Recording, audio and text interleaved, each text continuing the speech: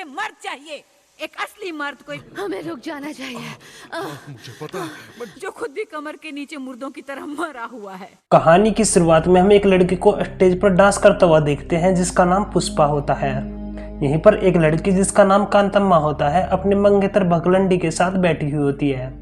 पुष्पा यहाँ पर बहुत ही कुत्ते टाइप का डांस कर रही होती है जो किसी को कोई खास पसंद नहीं आता और इसी कारण यहाँ से सब उठकर जाने लगते हैं। तभी यहाँ पर भगलंडी जो कि एक प्लास्टिक सर्जन है उठकर ताली बजाने लगता है जिससे कि उसकी मंगेतर कांतम्मा की गांड जल जाती है। इसके अगले सीन में हम पुष्पा को एक रूम में देखते हैं जहाँ पर वह अकेली होती है और वह अपनी बढ़ती उम्र से बहुत ज्यादा परेशान है क्योंकि वह हमेशा जवान बोले तो बोल्ड दिखना चाहती है। तभी पुष्पा और उसका मंगेतर भगलंडी बिना कुंडी खड़काए ही अंदर आ जाते हैं और यहीं पर भगलंडी उसकी मुठिया मार मार के मुठिया भर भर के तारीफ करता है। यहाँ पर आप मुझसे बोलोगे भीसड़ी के सही से तो बोल ले। इस पर मैं आपको एक ही बात कहना चाहूंगा, मेरा मुंह से निकल गई, मेरी जबान टूट गई। फिर पुष्पा भगलंडी से कहती है कि प्रैक्टिस करते करते मेरा होल 4 इंच से बढ़कर 6 इंच हो गया है। प्रैक्टिस बोले तो डांस की प्रैक्टिस, तो क्या तुम्हारे पास प्लास्टिक सर्जरी करने के लिए वक्त है? जिस पर वो कहता है इस काम के लिए तो वक्त ही वक्त है। इसके बाद अगले दिन पुष्पा एक फूलों का गुलदस्ता लेकर भगलंडी के पास जाती है और जब यह बात कांतम्मा को पता चलती है तो उसे बवासीर हो जाती है। वह भगलंडी से कहती है कि वह तुम्हें पाना चाहती है और इसका सिर्फ एक ही कारण है क्योंकि वह मुझसे बहुत ज्यादा जलती है। कांतम्मा भगलंडी को बताती है कि मैं तुम्हें इसीलिए शादी से पहले पुष्पा से मिलवाना चाहती थी ताकि तुम इस साली रंडी के चक्कर में कभी भी मत पड़ो और अगर ऐसा हुआ तो मैं दोबारा बर्दाश्त नहीं कर पाऊंगी। फिर भगलंडी उसे विश्वास दिलाता है कि पुष्पा के साथ उसकी मीटिंग प्रोफेशनल थी, मैं तो सिर्फ उसे यह सिखा रहा था कि अपने होल की केयर कैसे करते हैं। इसके बाद हम देखते हैं कि भगलंडी ने पुष्पा से शादी कर ली और इसी कारण से अब कांतम्मा बहुत दुखी रहने लगी है। इसी तरह धीरे धीरे 7 साल बीत जाते हैं और तब हमें पुष्पा को दिखाया जाता है जिसका डांस करियर अब पूरी तरह से खत्म हो चुका है और उसका थोपड़ा भी उसकी सड़ी हुई बहुत झोपड़ी जैसा हो गया है। अब इसके बाद उसके पास एक इनविटेशन कार्ड आता है जो किसी और ने नहीं बल्कि कांतम्मा ने ही भेजा होता है। दरअसल में उसने उसे एक पार्टी के लिए इनवाइट किया होता है क्योंकि उसने एक किताब लिखी होती है जिसका टाइटल होता है आ बैल मेरी मार। पार्टी में जाने से पहले पुष्पा एक बहुत बड़े ब्यूटी पार्लर जाती है जहाँ पर वह अपने थोपड़े का मेकअप कराती है क्योंकि उसका थोपड़ा अब बिल्कुल भी पार्टी में जाने के लायक नहीं बचा है। अब यहीं पर उसे ब्यूटी पार्लर में एक दल्ला मिलता है जो कि उसे एक कार्ड देता है और कहता है कि आपकी सभी समस्याओं का समाधान यहाँ पर हो जाएगा। पुष्पा इस कार्ड को हल्के में लेती है और वह इसे फाड़कर अपने बैग में डाल लेती है और इसके बाद पुष्पा रात में भगलंडी के साथ पार्टी में जाती है। पुष्पा कांतम्मा को देखती है तो उसकी फटके 4 हो जाती है क्योंकि कांतम्मा अब पूरी तरह से बदल चुकी है और अब वह बवाल लग रही है। इसके बाद कांतम्मा पुष्पा से कहती है कि जो भी हमारे बीच हुआ उसमें तुम्हारी कोई गलती नहीं है, वह तो सब भगलंडी ने किया है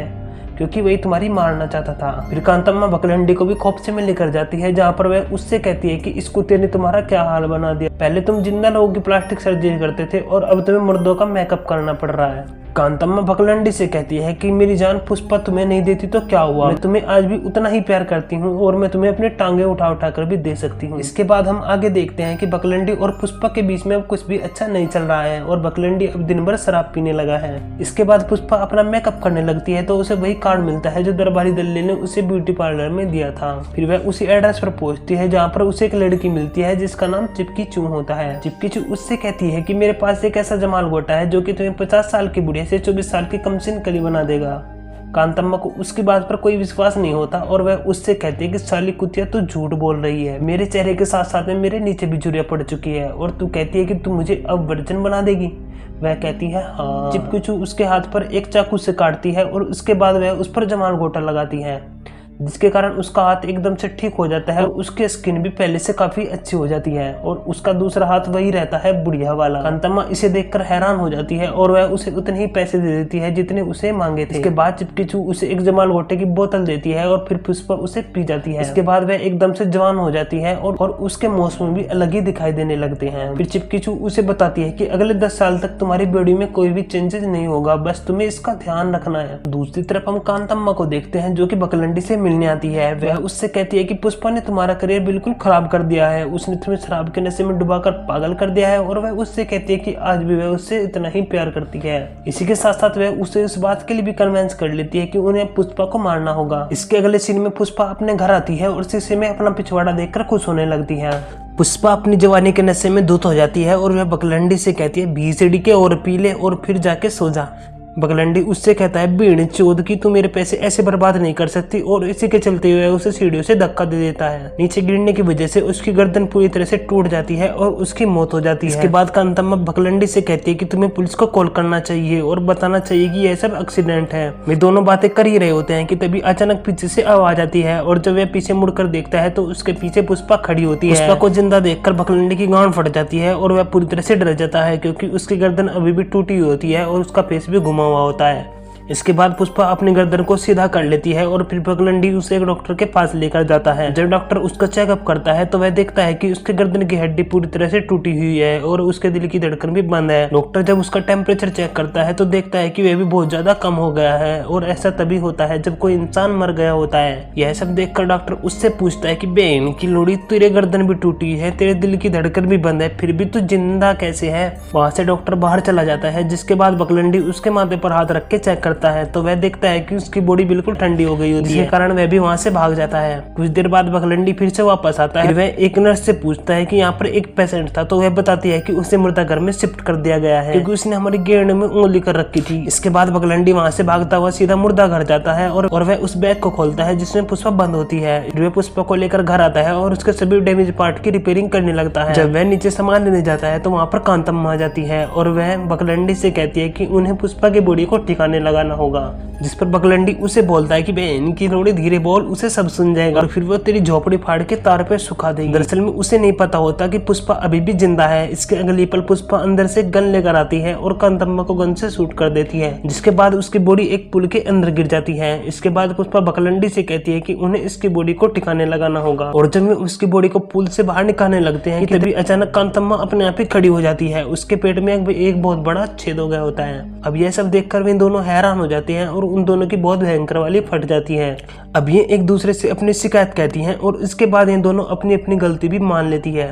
फिर हमें बकलंडी को दिखाया जाता है जो कि यहाँ से घर छोड़कर जा रहा होता है। इसके बाद उन दोनों के दिमाग में एक आइडिया आता है कि बकलंडी के जाने के बाद अगर उनकी बॉडी के लूड़ा लसन दोबारा फिर से हो गए तो उन्हें कौन रिपेयर करेगा। और अब उनके दिमाग में आता है एक खुरापाती चमचमाता तरीका, डॉक्टर को वही जमाल गोटा पिलाने का जो कि उन दोनों ने पिया था, ताकि वह भी उनके ही जैसा हो जाए और उनके साथ ही रहे, जिससे कि अपना मेकअप करा सके, ऊपर का भी और नीचे का भी। अब डॉक्टर घर छोड़कर जा रहा होता है तो उनसे एक ड्रिंक ऑफर करती है जिसमें उन्होंने वही जमाल गोटा मिला रखा होता है। बट बातों ही बातों में बकलंडी उस ड्रिंक को गिरा देता है और घर से बाहर निकलने की कोशिश करने लगता है। फिर उसके सिर पर एक फ्लावर पॉट मारती है जिससे वह वहीं पर लुढ़क जाता है और बेहोश हो जाता है। जब बकलंडी को होश आता है तो वह चिपकी के पास होता है। फिर वह उससे पूछता है कि बहन चो तू वही है ना जो लोगों को अपना गुलाबी मूत पिला के अमर बनाती है। तो वह कहती है हाँ मैं वही हूँ।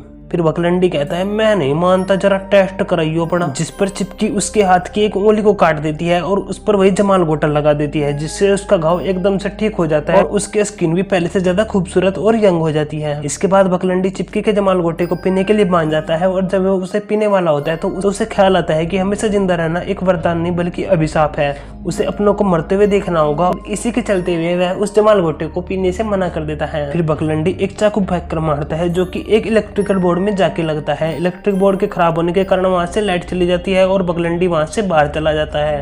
वहां से वह सीधा छत के ऊपर चला जाता है और फिर वह वहां से दूसरी तरफ जाना चाहता है, जिसके चलते उसका पैर फिसल जाता है और वह वहां एक लोहे के पुल के साथ लटक जाता है। यहाँ पर कांतम्मा और पुष्पा भी आती हैं और वे दोनों उसे देख के कहती हैं भीसड़ी के देख कैसे लटक गया है तू, जैसे तेरा औजार लटक जाता था काम करने से पहले ही। अब कांतम्मा उससे कहती है कि तुमने अगर चिपकी का जमाल गोटा नहीं पिया तो तुम्हारी मौत हो जाएगी। और इसी के चलते हुए वह एक बार फिर से जमाल गोटा पीने की कोशिश करता है। जब वह उसका ढक्कन खोलता है तो फिर से उसे एहसास होता है कि हमेशा जिंदा रहना वरदान नहीं बल्कि एक अभिशाप है। और इसी के चलते हुए वह जमाल गोटे की बोतल को नीचे फेंक देता है और खुद भी नीचे गिर जाता है। यहाँ पर बकलंडी की किस्मत इतनी अच्छी होती है कि वह एक स्विमिंग पूल के अंदर आकर गिरता है और जब तक कांतम्मा और पुष्पा नीचे आते हैं वहां से जा चुका होता है। अब धीरे धीरे इसी तरह 37 साल बीत जाते हैं और हमें दिखाया जाता है कि एक चर्च में बकलंडी का फ्यूनरल चल रहा होता है। पर पुष्पा और कांतम्मा भी बैठी हुई होती हैं जो कि बकलंडी की इस हालत पर हंस रही होती हैं। अब ये दोनों यहाँ से बाहर चली जाती हैं और जब ये सीढ़ियों से नीचे उतर रही होती हैं तो उनका पैर फिसल जाता है और इसी के चलते ये सीढ़ियों से नीचे लुढ़क जाती हैं, जिससे कि इनके शरीर के टुकड़े हो जाते हैं। लेकिन यह टुकड़े अभी भी सही तरीके से काम कर रहे होते हैं और इनके शरीर भी आपस में बात कर रहे होते हैं। दोस्तों इसी के साथ यह कहानी यहीं पर खत्म हो जाती है। अगर आपको दोस्तों हमारी कहानी अच्छी लगी तो आप इसे लाइक कर दीजिएगा और अगर आपको किसी और मूवी की एक्सप्लेनेशन चाहिए तो आप हमें कमेंट बॉक्स में जरूर बताइएगा।